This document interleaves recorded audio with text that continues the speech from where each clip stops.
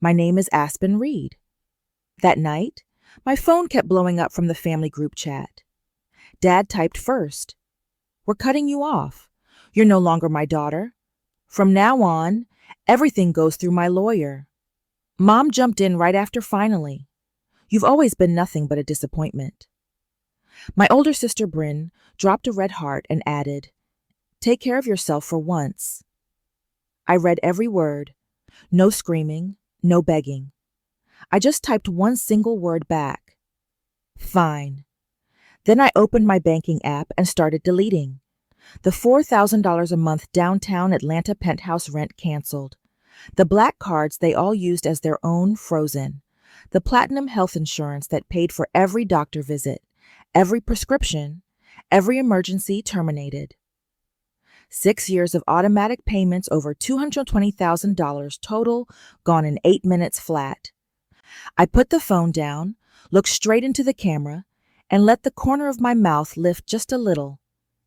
If you're listening to this right now, wherever you are, whatever time it is for you, drop a comment and let me know.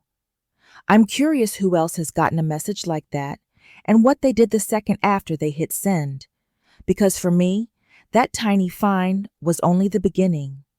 18 hours before the group chat exploded, I was still at my corner office on the 29th floor of the Midtown Tower running final numbers for the hospitality group's third quarter report.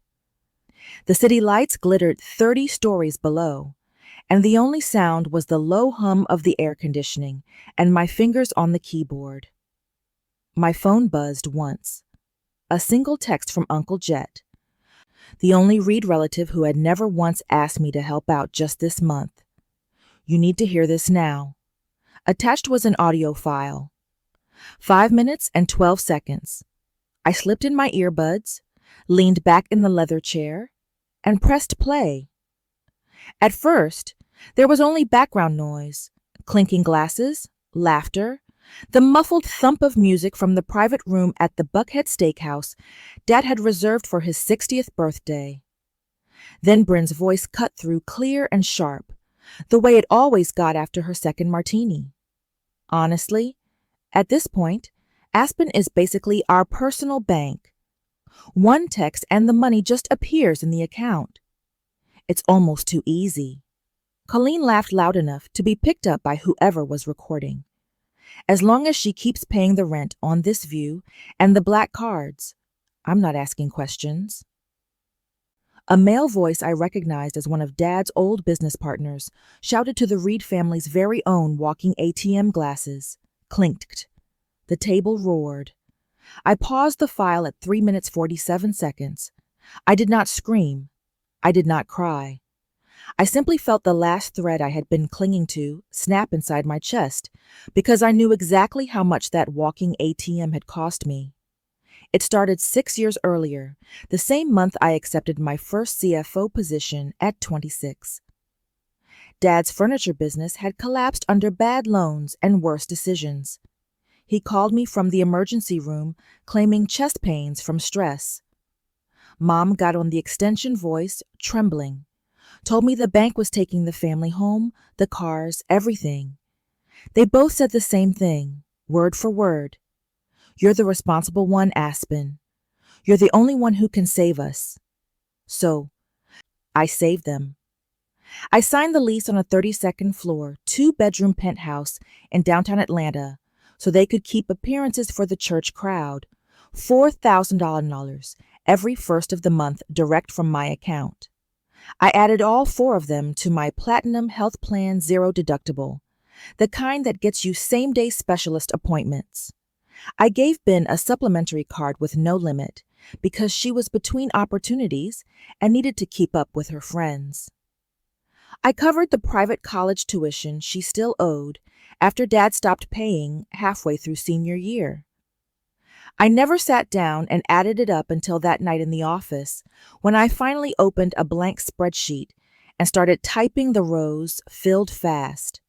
Rent, insurance premiums, credit card bills that sometimes hit $10,000 in a single month, private club dues, European vacations labeled family mission trips, Random cash requests that always came with a story about someone else in worse shape. $220,000 and change. Money I earned working weekends, holidays, nights like this one. Money they spent posting gratitude quotes and vacation photos while I ate takeout at my desk. And then there was Fletcher Nash, my college boyfriend for almost 3 full years. The one who said he loved me until he realized my family would always come first. The one who ended things with a text that said he needed space to grow. 6 months later, he accepted the retainer to become Lester's personal attorney. I still remember the Christmas party where he shook Dad's hand like we had never shared an apartment, never planned a future, never fallen asleep, talking about the house we would buy one day. I closed the spreadsheet, saved the audio file to a folder labeled evidence, and stared out at the city I had paid for someone else to enjoy. I had opened that banking app 100 times over the years, finger hovering over cancel recurring payment, and always closed it again. Not this time. I did not cancel anything yet. I needed them to hand me the final excuse in writing first. I shut down the computer, turned off the office lights, and walked out knowing exactly what was coming. Tomorrow, they would give me the one thing I had been waiting for since the very first transfer: permission. The phone started its attack before the sun had fully cleared the downtown skyline. Colleen's name flashed across the screen first. I let it ring 6 full times while I stood at the counter, waiting for the coffee maker to finish its last gurgle. When I finally pressed accept and set it to speaker, her voice came through sharp enough to cut glass. Aspen, the pharmacy, just turned me away. My blood pressure medication. The insurance card is dead. They said the policy was terminated at midnight. Fix it right now. I poured the coffee slowly, watching the cream swirl, while she kept shouting. Bryn's texts arrived in a flood. 47 messages in under 7 minutes. You have completely lost your mind. This is financial abuse and elder abuse combined. I apologized. Okay, turn the cards back on. Mom is having chest pains because of you. I waited until Colleen had to stop for breath. You disowned me, Colleen, I said, perfectly calm. From now on, everything goes through your lawyer. I ended the call. The screen lit again instantly. Bryn trying video. I declined. Another text. She is literally shaking and crying in the kitchen. Are you proud of yourself? I placed the mug on the counter, opened my laptop, and pulled up the complete church directory I had saved years ago when I was still volunteering for every committee they asked. For 20 straight years, the Reed name had been untouchable at Buckhead Grace Community Church. Dad sat on the finance committee that controlled 6 figure mission budgets. Mom directed the women's ministry and organized the fall festival that brought in more money than most small churches saw all year. Bryn sang solos whenever the offering plates looked light and posted Bible verses with ocean sunsets on Instagram. They were the picture-perfect family every new member was pointed toward as an example of what God can do when a family stays faithful. Every time I tried to reduce even one payment, the same threat came out delivered with soft voices and concerned eyes in the church parking lot. What will people think if the Reeds fall apart? The church is watching. God hates division. That perfect image had been their most powerful weapon, and I had spent 6 years polishing it for them. I opened a fresh email. I typed every Ellers' address, every deacon, every member of the Scholarship Foundation Board, every major donor who loved being included on everything. Snorts, 211 names total. Subject line: conclusion of my financial involvement with the Reed family. The body was short, clinical, and impossible to misinterpret. Last night, Lester Reed, Colleen Reed, and Ben Reed informed me in writing that I am no longer considered their daughter or sister. For the sake of full transparency with the community that has known and supported them for 2 decades, I have attached a complete financial record of the support I have provided since I was 26 years old, along with recent audio context that explains why that support has now ended permanently. I attached the spreadsheet with every date, every description, every dollar, final total circled in red. I attached the birthday recording from Uncle Jet. I read the entire message 3 times. No insults, no sarcasm, just facts in black and white. Bryn tried FaceTime again. I let it time out. A 30-second voice note followed. Actual sobbing, gasping for air. The elders are already talking about an emergency meeting. You are destroying everything we have built our entire lives. I thought about the Christmas Eve services, where Colleen stood on stage, thanking God for her 2 beautiful daughters, while later that night texting me that I needed to transfer another $8,000 before December 31st or the year end giving report would look bad.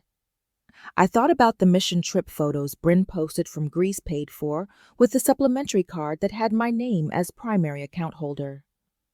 I thought about the private prayer requests that somehow always included, "Please pray for Aspen's heart to stay generous." I clicked send at 9:17 exactly. By 9:44, I had 31 new emails from addresses ending in the church domain.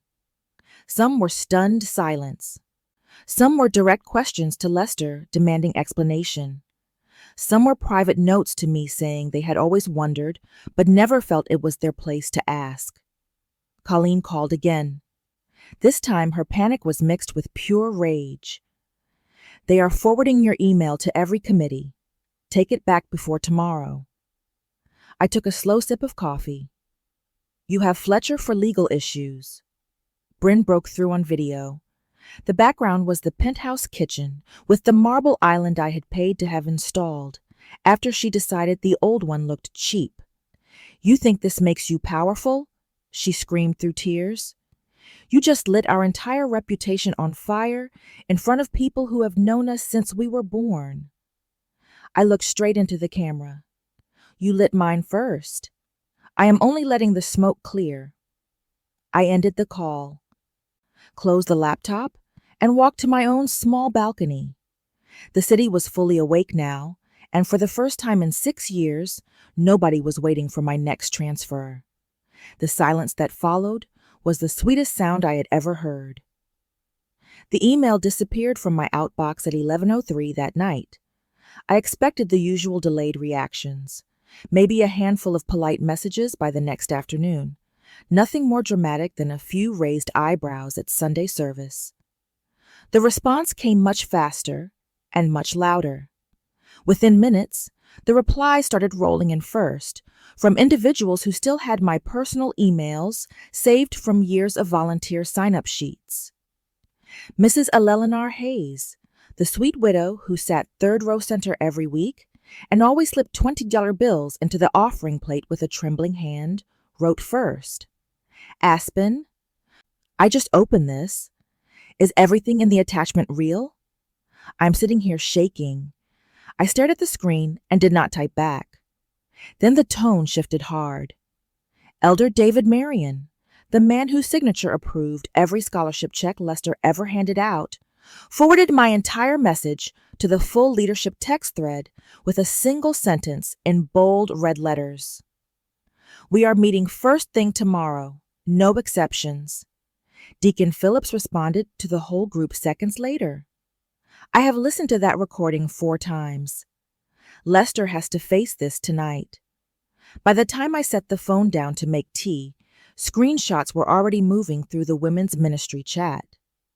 Someone had circled the part about the birthday toast in bright pink and added a string of gasping emojis.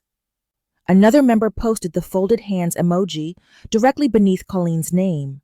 It looked far more like judgment than prayer. Bryn began calling at a frantic pace. 9 missed video calls stacked on top of each other. On the 10th, I finally accepted. She was pacing across the penthouse living room, the one with the custom velvet sectional I had paid to recover twice because she kept changing her mind about color.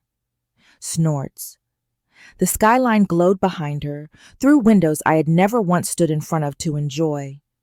You have to delete it right now, she said before I could even breathe. The scholarship committee just called Dad. They have suspended the entire fund until they finish an audit. Snorts. They are talking about removing him from the board for good.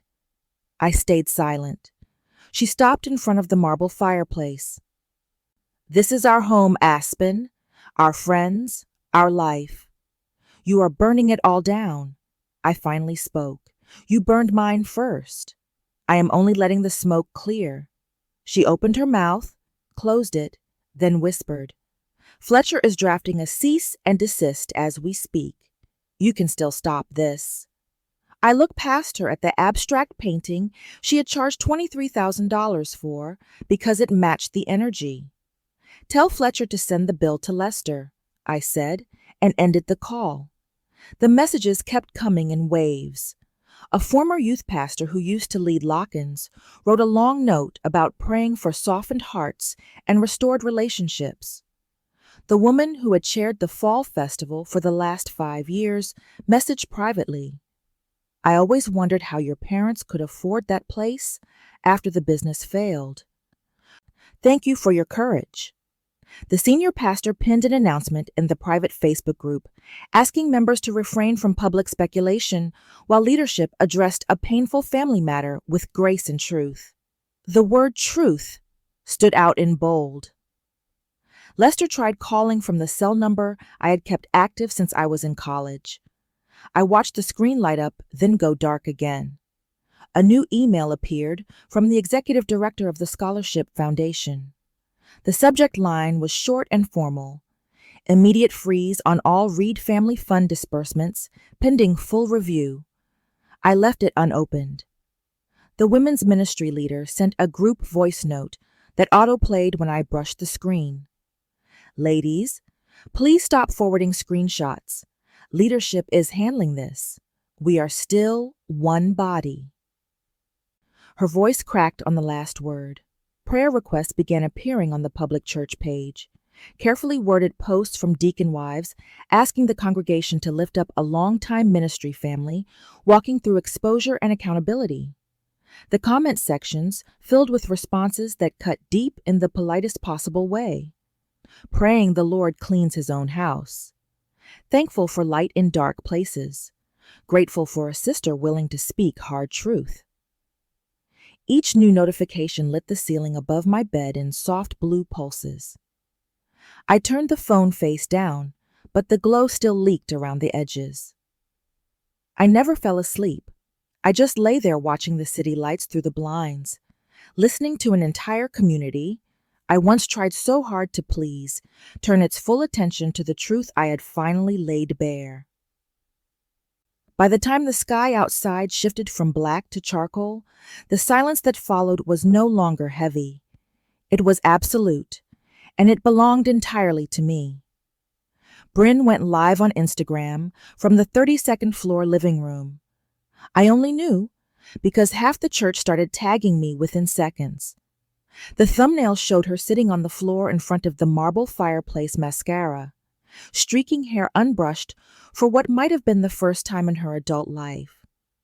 The caption read, "When family betrayal goes too far, live prayer and truth." She started crying before the viewer count hit 2,000. I never wanted to do this publicly. She began voice breaking on cue. But my little sister has chosen to destroy our family because she's been jealous since we were children. She cut off all support the second our parents finally stood up to her controlling behavior. Comments exploded. "Praying for you, sweet girl." "That's so evil." "Some people can't handle boundaries." She dabbed her eyes with a tissue that probably cost more than most people's grocery runs. "She's always wanted what I had," Bryn continued. "The attention, the love, the life," and snorts. When Mom and Dad finally said enough, she decided to punish all of us. The door behind her opened. Fletcher walked into frame, wearing the same navy suit he wore to every church banquet. Hair perfect jaw, set like he was about to deliver closing arguments. He sat beside her, put an arm around her shoulders, and looked straight into the camera. "I am Fletcher Nash counsel for the Reed family," he announced, voice smooth and practiced.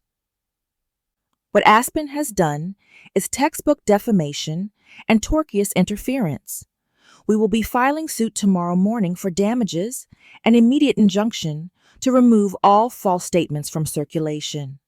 The chat went wild. "Get her, Fletcher, protect this family. God bless you both." Bryn leaned into him, fresh tears falling. All we ever did was love her. I closed the app. I had muted everything else, but the tags kept coming. Old youth group friends, women from Mom's Bible study. Even the barista at the coffee shop inside the church building screenshotted it and sent it with a single question mark. I set the phone face down and opened a bottle of water instead. That evening, a number I had not saved in 8 years lit up the screen. Waverly, my cousin, Felicia's daughter. We had grown up one neighborhood apart, shared bunk beds at family camp, promised each other we would be bridesmaids no matter what. I had not heard her voice since she was 19. I answered. Silence for 3 full seconds, then a whisper so soft I almost missed it. "Aspen, it's me." I waited. She took a shaky breath. I saw the live stream. I saw everything, and I can't stay quiet anymore. Another pause. "When I was 17, she said, voice cracking at the lake house during the big family reunion. Uncle Lester did something to me that no adult should ever do to a child. Something deeply inappropriate. Something that still wakes me up at night." My grip tightened on the phone. "I told my mom the next morning," she continued. Felicia cried, then told me I must have misunderstood, that Uncle Lester would never, that if I ever repeated it, I would destroy the entire family, the church, everything they had built. She was crying now, quiet tears I could hear through the line. Bryn walked in while we were talking. Waverly whispered. She heard all of it, and she looked me in the eye and said, "Some things are better left buried if you want to keep your lifestyle." Then she walked out and never spoke of it again. I closed my eyes. "I've carried that for 12 years, she said, "watching them smile on stage, watching you pay for everything, knowing why they needed you to keep paying, knowing why they could never risk you walking away." The line went quiet except for her breathing. "I'm so sorry I didn't say something sooner." She finally managed. "I was scared. I was ashamed. But after tonight, after seeing them play victim on camera, I couldn't let you carry this alone anymore." I opened my eyes and stared at the wall. "Thank you for telling me," I said. She let out a small broken laugh. "I don't know what happens now. I just know I needed you to hear the truth from someone who was there." We stayed on the phone another 20 minutes. She told me about therapy, about nightmares, about the way Felicia still changed the subject whenever Waverly tried to bring it up.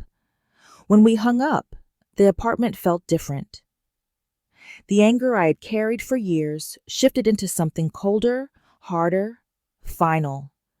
I opened the laptop again, created a new folder titled Everything, and saved the call recording Waverly had just sent me with her permission.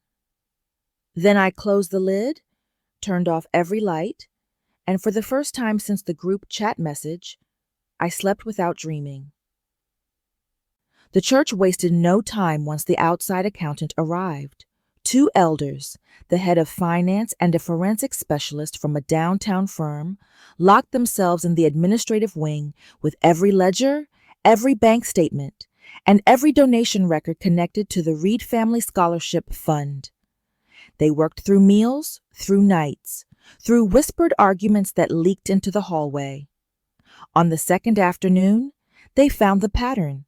It was not one careless transfer. It was dozens. $65,000 total taken in pieces small enough to hide among legitimate expenses. $5,000 here labeled emergency student aid that went to a personal account. $3,000 there marked travel stipend that paid for first-class tickets to Italy. $800 at a time withdrawn in cash and never documented. Golf membership renewals listed as community outreach. Spa weekends in North Carolina recorded as donor appreciation retreats. Every dollar meant for teenagers who could not afford college had been quietly rerouted to keep the Reed lifestyle afloat. The leadership meeting that followed lasted 4 hours. No one recorded minutes.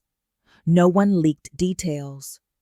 When it ended, the senior pastor walked out alone, face gray, and personally called Lester to deliver the verdict in private. Removal from all positions, immediate, permanent. A trespass order barring him from church property until the congregation voted otherwise, if it ever did. The scholarship fund frozen, renamed the Grace Community Scholars Program, and placed under an entirely new board with zero Reed involvement. By sundown, the news had traveled through every text chain, every prayer group, every carpool line. Bryn discovered how fast a social circle can evaporate when money and reputation both disappear. The Snorts women who once fought to sit beside her at Bible study suddenly remembered previous commitments. The country club friends who texted daily stopped responding. The private school parents who used to beg for playdate slots now looked through her in the pickup line. Within a week, she was standing behind a register at a gourmet market in Buckhead from 6 until noon, then pulling evening shifts waiting tables at a busy bistro off Peachtree Road. Black non-slip shoes hair in a tight bun forced smile, while carrying trays of $20 steaks to people who used to invite her to their lacus. Fletcher's collapse happened even faster. The managing partner at his firm saw the live stream clips circulating among associates. By 9 the next morning, Fletcher was summoned to the 42nd floor. 30 minutes later, he walked out with a banker's box containing his law school diploma, a dying desk plant, and a severance agreement he was told to sign immediately or face disbarment proceedings for unethical conduct. His name vanished from the firm website before lunch. The city kept moving. Then came the Thursday. The sky opened up. A cold front rolled in from the west and parked itself over Atlanta, dumping rain in sheets that turned gutters into rivers and made the streets shine like oil. I had just finished a long run through Piedmont Park, soaked to the bone hair plastered to my face, when the lobby intercom buzzed. The black and white security feed showed Lester standing under the awning coat collar, turned up, no umbrella water streaming off him in rivers. His hair had gone almost completely gray in days. His shoulders curved inward like a man carrying something far heavier than rain. I stared at the screen for 10 full seconds. Then I pressed the button to let him up. He stepped out of the elevator, looking smaller than I had ever seen him. Water pulled around his shoes on the hardwood. His hands shook as he held a folded piece of paper that was already beginning to disintegrate. They took everything he said before I could speak. His voice sounded like gravel. The church, the bank, the house is next. Foreclosure notice came yesterday. I wouldn't be here if there was any other option. I stayed by the door, arms crossed. He tried again, softer. You know numbers. You know how these things look on paper. One statement from you saying it was all a misunderstanding, that family pressure got out of hand. Just one statement, and I can still salvage something. I walked to the kitchen counter, picked up the single sheet waiting there, and held it out. The official letter from Buckhead Grace Community Church. Heavy cream stock embossed seal signed by every elder. Permanent removal from leadership. Indefinite trespass order. New fund name. Explicit prohibition on any future Red involvement. He took it with trembling fingers. His eyes moved across the line slowly, as if each word physically hurt. This can't be permanent, he whispered. I said nothing. He looked up, eyes red and desperate. Aspen, I'm your father. I met his gaze without flinching. You disowned me, remember? The words hung between us. For a moment, he looked like he might argue, might beg, might fall to his knees right there in the hallway. Instead, he only folded the wet letter smaller, clutched it to his chest, and turned back toward the elevator. The doors closed. I locked the deadbolt, leaned my forehead against the cool wood, and listened to the rain keep falling. Outside, the storm showed no sign of stopping. And for the first time in my entire life, none of it was my job to clean up. The quiet that followed the storm lasted exactly 4 months before I decided what to do with it. I took every dollar that used to leave my account on the first of each month and opened a new one this time in my name only. Not for travel, not for clothes, not for anyone else's image. The Aspen Reed Independence Foundation launched on a Tuesday morning in early fall. I filed the paperwork myself, hired a small law firm that specialized in nonprofit startups, and set the mission in stone full-ride scholarships for first-generation college students who have been the primary financial support for their families since high school. Kids carrying rent medical bills, little siblings, anything that forced them to choose between their future and survival. The first application cycle opened with 10 awards. By the time the deadline hit, we had 412 complete files on the desk. I read every single essay myself. One girl from rural South Georgia wrote about working night shifts at a chicken plant so her mother could stop cleaning offices. A boy from Chattanooga explained how he had been paying the electric bill since he was 15 because his father's disability checks never stretched far enough. Another applicant attached a photo of the ledger she kept in a spiral notebook every dollar earned and spent since sophomore year just to prove she was telling the truth. I approved all 10 the same week. Their acceptance letters went out on heavy cream paper with my actual signature at the bottom. The thank you notes started arriving 3 days later and have not stopped since. One hangs framed above my desk now. Because of you, I will be the first person in my family to walk across a graduation stage in a cap and gown instead of a fast food uniform. My phone has stayed silent in a way I never thought possible. No more middle-of-the-night texts about declined cards at designer boutiques. No more calendar alerts reminding me to transfer rent before late fees hit. The old numbers are blocked. The email addresses auto-routed to trash the past sealed off like a vault. Bryn tried once. A single message slipped through a new account subject line. Please read. 4 long paragraphs about swollen feet from double shifts about foreclosure papers served at the restaurant, about Lester and Colleen, now living in a 2-bedroom ranch house off a county road where the nearest neighbor is half a mile away. And nobody from the old church ever drives out that far. She ended with, I was wrong about everything, and we are still blood. I never answered. The email moved itself to trash 30 days later and was gone forever. The penthouse sold at auction for less than half what they owed. New owners gutted the marble painted over the custom walls and turned it into short-term corporate rentals. Lester and Colleen drive a 10-year-old sedan, now shop at discount grocery stores, and attend a tiny Baptist church 40 minutes away, where nobody knows their history and nobody asks them to lead anything. Fletcher's name disappeared from every legal directory in the state.